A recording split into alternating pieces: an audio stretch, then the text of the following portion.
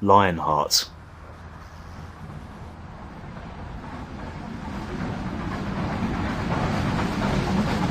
Many years ago, the other railway was made up of 4 separate railways. They were the London Midland and Scottish Railway, or LMS, the biggest, the London and North Eastern Railway, or LNER, the Great Western Railway, GWR, and the Southern Railway, or SR, the smallest. A few years after the war, the directors of the 4 companies made an agreement.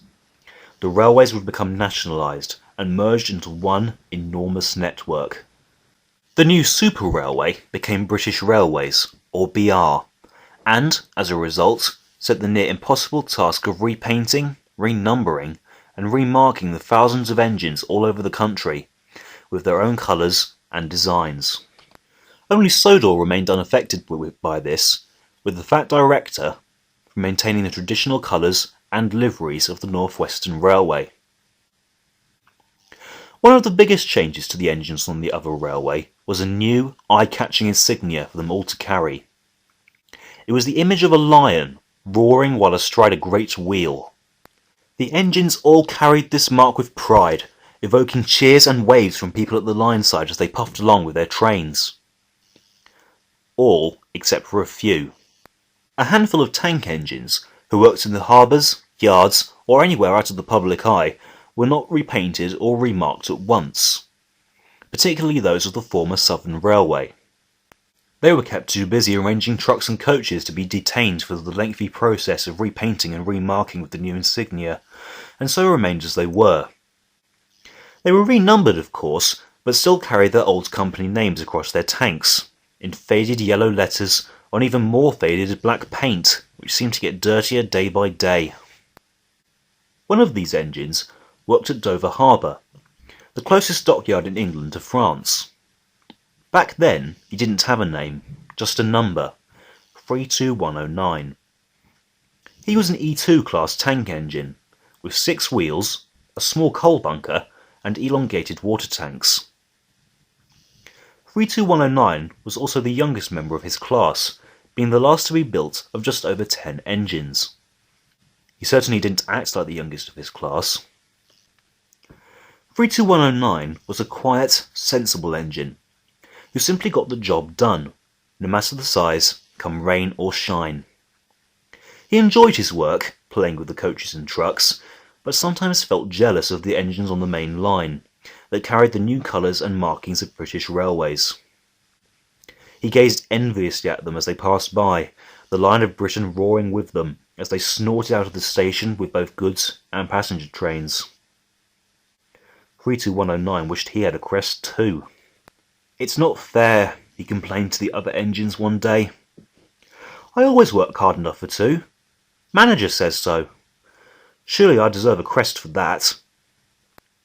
One of the bigger engines, named Jonathan, just laughed. "You're not as important as we are," he boasted. "We're in the public eye all the time, and have a reputation to keep up. You just clank around the docks all day shunting trucks. It would be a waste of time and money to give you a crest." "Rubbish," snorted 32109.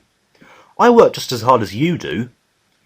"Doing remedial jobs," Jonathan sniffed. "Giving you a crest would be like allowing a mule to race in the Grand National. Face it, 32109, you don't belong in our league. You don't even have a name. You're not fit to carry the Lion of Britain." "Blowtorch flames may cut my frames, but names will never hurt me," hissed 32109. The bigger engine just laughed and then puffed away, leaving 32109 feeling very hurt. One of his shedmates, named Cedric, pulled up next to him. "Take no notice of him, 32109, Cedric soothed. "Old Jonathan's just full of hot air and a very nasty attitude to boot. What does he know?" "It's easy for you to say, Ced," sighed 32109. "You've got a name and insignia, as well as a number." "That's more than I'll ever have." "Rubbish," said Cedric. "Your turn will come soon enough. We're all due for repainting in a month's time anyway. You'll get your crest then." "That's not enough," said 32109. "As far as I'm concerned, an engine has to earn the right to carry Leo on his tanks." "Leo?" asked Cedric. "It's my name for the lion," explained 32109, smiling slightly. "Maybe Jonathan's right. Maybe I never will be fit enough to wear him. How he got the crest in the first place is beyond me." "You're right there," agreed Cedric. "Old Jonathan's just asking for trouble. And if he wants trouble, then trouble is exactly what he's going to get." But unknown to either of them, he would get it sooner rather than later. One evening, 32109 waited patiently in a siding for Jonathan's train to come in. It was a special goods train that was to go onto a cargo ship. It was also a very dangerous special. All the vans in the train were marked with the initials GPV. GPV stood for gunpowder van, and for obvious reasons, these never went next to the engine. They had to be separated by at least one truck from the engine, usually by an empty truck or one with a slightly less dangerous load. Engines had to be very careful while pulling or shunting these trucks. Any last-minute slip-up could spell disaster. At last Jonathan pulled into the station, hissing crossly. "Goods work," he seethed. "The indignity." Then he saw 32109. "Hurry up, you," he barked. "I want to get back to the passenger trains where I belong." 32109 ignored him and set to work. The station had a single dead-end track, which ended in a siding. All incoming goods trains had to wait here while their trucks were shunted off the train. Normally, the engines didn't mind the wait, but Jonathan was impatient. He wheezed angrily as 32109 began to pull the last three vans and the brake van off the train, painfully slowly. 32109 was working with utmost care, hardly daring to breathe. He'd shunted gunpowder before, and knew the safety precautions like the back of his buffers.